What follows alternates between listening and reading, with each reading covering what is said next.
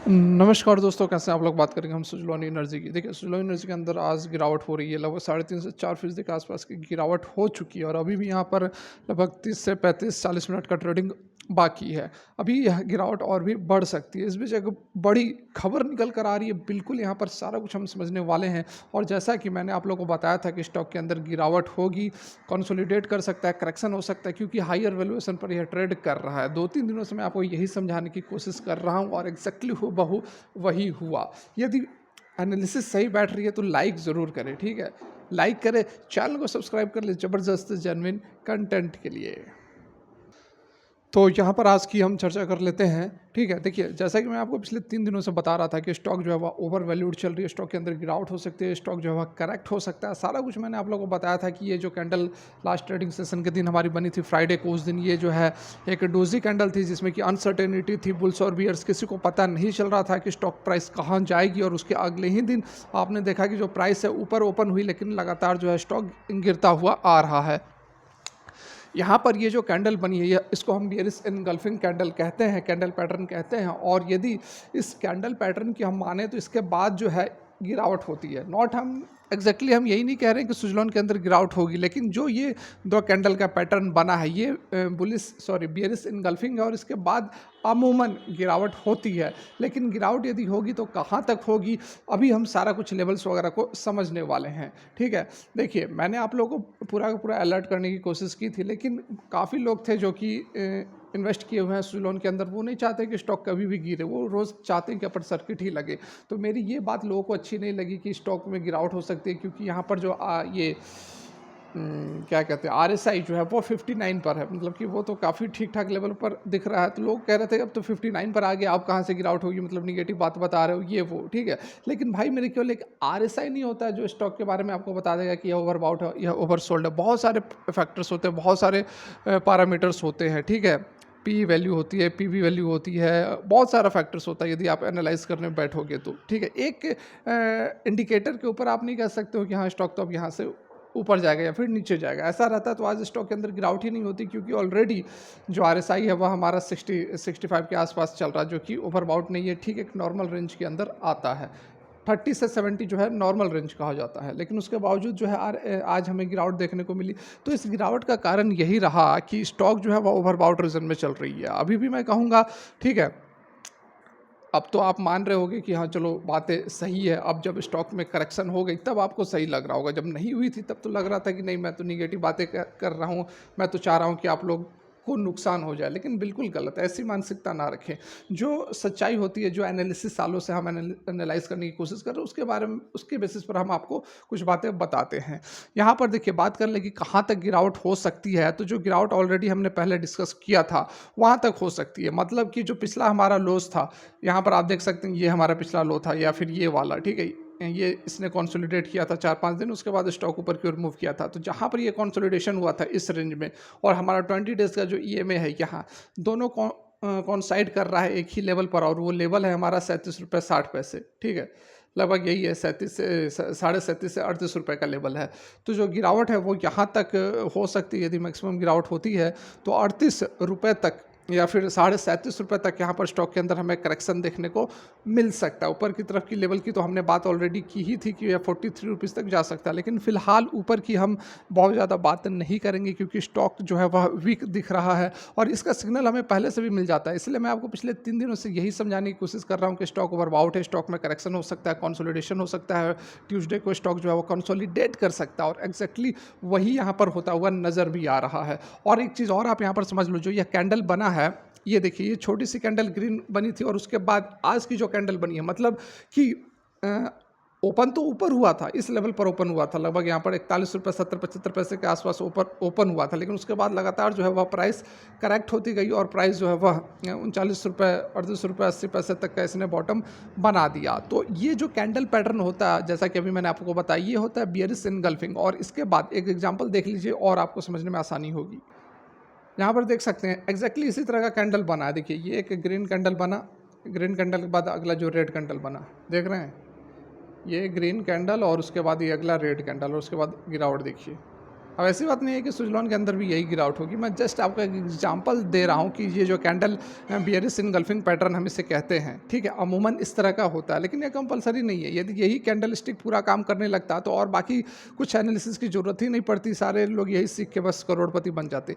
ये कुछ हद तक काम करता है, ठीक है, कुछ हद तक ये जो है अदर पैरामीटर्स को आप देखोगे तो उसके साथ में ये हेल्प करता है आपको डिसीजन लेने में। इसके ऊपर ब्लाइंडली कोई भी विश्वास करने की ज़रूरत नहीं है। बस एक एग्जांपल बता रहा हूँ कि ये जो पैटर्न है ये इस तरह का बना है, तो उसके बाद अमूमन गिरावट होता है और जो स्टॉक के अंदर फिलहाल हमें वीकनेस भी नज़र आ रही है। तो गिरावट तो इन लेवल्स तक हो सकता है, जैसा कि मैंने अभी आपको बताया 37.38 तक यहाँ पर गिरावट हो सकती है और उसके बाद फिर से जो है सपोर्ट ले सकता है, जैसा कि पिछला सपोर्ट इसने इस लेवल पर लिया और ये जो ग्रीन कैंडल बनी उसी लेवल पर फिर से सपोर्ट यह ले सकता है। लेकिन एक चीज़ और आप समझ ले कि बार बार यदि यह सपोर्ट ले रहा है इसी लेवल पर 20 डेज EMA पर यह बार बार यदि सपोर्ट ले रहा है तो वो जो सपोर्ट होता है वह वीक भी होते जाता है। बिल्कुल आप फंडामेंटल और टेक्निकल्स को यदि समझ लोगे तो बहुत आसानी होगी आपको ट्रेड लेने में, ठीक है। कल जो मैंने वीडियो डाली थी उसमें मैंने आप लोगों को यह भी बताया था कि लॉन्ग टर्म के अंदर स्टॉक जो है वह मल्टीबैगर बन सकता है, अभी से भी मल्टीबैगर बन सकता है। बिल्कुल यहाँ पर विंड सेक्टर के अंदर जो कामकाज चल रहा है, जिस तरह से लगातार विंड एनर्जी सोलर एनर्जी को भी पीछे छोड़ रही है, तो आने वाले समय में बहुत ज़बरदस्त यहाँ पर हो सकता है। सुजलॉन एनर्जी गिरावट हो रही है तो इसका मतलब ये नहीं कि सुजलॉन एनर्जी खराब है। एक चीज़ आप अच्छे से समझ लो यहाँ पर कि सुजलॉन एनर्जी ने कितना गुना रिटर्न दिया है, 5 गुना 6 गुना रिटर्न ऑलरेडी कंपनी ने दे दिया है। तो कंपनी पर कोई डाउट आप ना करें कि यहाँ पर गिरावट हो रही है तो कंपनी बेकार है, बिल्कुल नहीं। लेकिन कंपनी का एक लेवल होता है, एक भागने का भी एक हद होता है, कितना रिटर्न देगी, आपको कितना देगी। 6 महीने के अंदर 5 गुना रिटर्न दे दिया, अब आप एक्सपेक्ट कर रहे हो कि लगातार अपर सर्किट लगे, तो ये यहाँ पर पॉसिबल नहीं है। इसीलिए मैं आपको बोल रहा था कि हायर वैल्यूएशन पर ट्रेड कर रहा है तो प्रॉफिट बुकिंग कर सकते हैं, पार्शियल प्रॉफिट बुकिंग कर सकते हैं, अलर्ट रहने की ज़रूरत है। यही कारण है, और कोई नहीं है कि मुझे सपना आया कि हाँ अब तो लोअर सर्किट लगेगी, अब गिरावट होगी। बस एनालिसिस जो होती है उसी के बेसिस पर मैं आप लोगों को बातें समझाने की यहाँ पर कोशिश करता हूँ।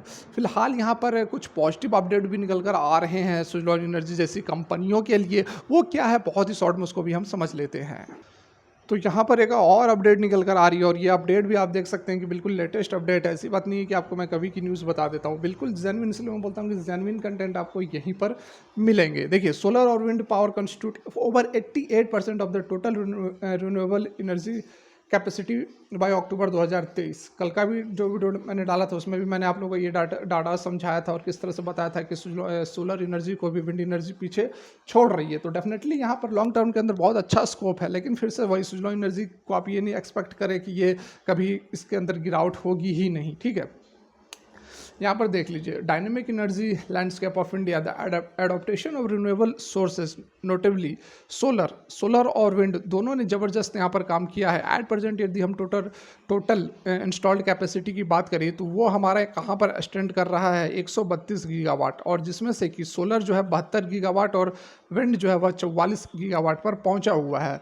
और जो सर्ज हुआ है सोलर और विंड एनर्जी के अंदर, उसके क्या कुछ कारण है वो भी हम यहाँ पर बहुत ही शॉर्ट में समझने वाले हैं। उससे पहले एक बार आप इस चार्ट पर भी नज़र डालोगे तो बाकी बातें आपको समझ में आएंगी। टोटल यहाँ पर रिन्यूएबल एनर्जी की बात की जा रही है और विंड हमारा जो है वह 33% का आउटपुट दे रहा है और जो सोलर है वह 50% से अधिक 54%, और बाकी यहाँ पर बायोमास, स्मॉल हाइड्रो बायोमास वगैरह वगैरह वेस्ट टू एनर्जी वगैरह वगैरह से हो रही है। लेकिन यहाँ पर जो ज़बरदस्त कामकाज चल रहा है वो विंड एनर्जी के अंदर चल रहा है, क्योंकि आज से आप 6 महीने पहले यदि विंड एनर्जी को उठाकर देखते तो सोलर एनर्जी के सामने वह आधी भी नहीं थी और आज जो है वह बराबर यहाँ पर टक्कर देती हुई नज़र आ रही है। तो डेफिनेटली यहाँ पर विंड पावर का भी बहुत समय ज़बरदस्त रहने वाला है आने वाले समय में। यहाँ पर यदि हम बात कर ले कि विंड पावर जो है वह एक फॉर्मिडेबल प्लेयर बन के निकला है इंडिया के रिन्यूएबल एनर्जी सेक्टर में। कैसे, तो उसके कुछ कारण हैं। कारण क्या क्या हैं, तो vast wind potential along coastal area and wind regions has led to the establishment of the onshore and offshore wind farm। अब ऑफशोर की भी बातें चल रही है, पहले तो ऑनशोर चल ही रही थी करेक्शन, पहले हमारा जो था वो ऑफशोर चल रहा था, अब ऑनशोर चल रहा है। Technological advances coupled with supportive regulatory framework. ठीक है, यहाँ पर टेक्नोलॉजी क्या में भी हम आगे बढ़ रहे हैं, उसके साथ में जो रेगुलेटरी अप्रूवल्स है, फ्रेमवर्क्स है, गवर्नमेंट की तरफ से बड़े बड़े जो बातें और बड़े बड़े जो नीतियाँ बनाई जा रही हैं, उसका कारण है यहाँ पर सारा कुछ होता हुआ नजर आ रहा है। ठीक है, has facilitated scaling up of wind project adding a reliable and sustainable dimension to the country's power generation. बिल्कुल यहाँ पर आप देख सकते हैं कि बहुत ही यहाँ पर अच्छी बातें, पॉजिटिव अपडेट्स निकल कर आ रही हैं, और जिस तरह से हमारा विंड एनर्जी कामकाज करते हुए नज़र आ रहा है। अभी तो 2023 ही है, 2030 तक का जो टारगेट रखा गया है, वहाँ पर आप सोचो कि सुजलॉन एनर्जी जैसी कंपनियाँ कहाँ तक मूवमेंट दिखा सकती हैं। तो डेफिनेटली अब आप थोड़ा सा व्यू यदि लॉन्ग रखोगे तो आपको बहुत ज़बरदस्त मुनाफा हो सकता है। और ये जो लोअर सर्किट अपर सर्किट तो चलेंगे, और मैं हमेशा से आपको बताता था कि सुजलॉन एनर्जी के अंदर एक हेल्दी करेक्शन बाकी है, तो ये करेक्शन थोड़ा सा हो सकता है, कभी भी हो सकता है, उसके बाद एक अच्छी खासी रैली फिर से ऊपर की ओर हमें देखने को मिलेगी। लेकिन इसमें यही फिर से लोग सोचने लगते हैं कि नहीं, हमने तो इन्वेस्ट किया हुआ है, लाखों रुपए इन्वेस्ट किए हुए, ये तो कभी गिरनी नहीं चाहिए। यही बात मैं आप लोग को कल भी समझा रहा था कि जो लोग ने लाखों लाखों 10 लाख 20 लाख बड़ा बड़ा जो अमाउंट लगाए हुए हैं, वो यदि 2-3 दिन लोअर सर्किट लग जाती है तो वो बर्दाश्त नहीं कर पाएंगे, वो लॉस जो है वह कवर नहीं कर पाएंगे। तो इस कारण से आपको लेवल्स पकड़ने पड़ेंगे, आपको अलर्ट रहना पड़ेगा, रोज़ आपको ध्यान देना पड़ेगा। अगर आपका लॉन्ग टर्म का व्यू है तो फिर तो कोई दिक्कत नहीं है, लेकिन आप यदि 2-4 रुपये 5 रुपये के लिए ऊपर नीचे ट्रेड लेते हैं तो आपको सावधान रहने की ज़रूरत है। तो फिलहाल के लिए वीडियो यहीं तक अच्छी लगी हो तो लाइक करें। Thanks for watching, have a great day.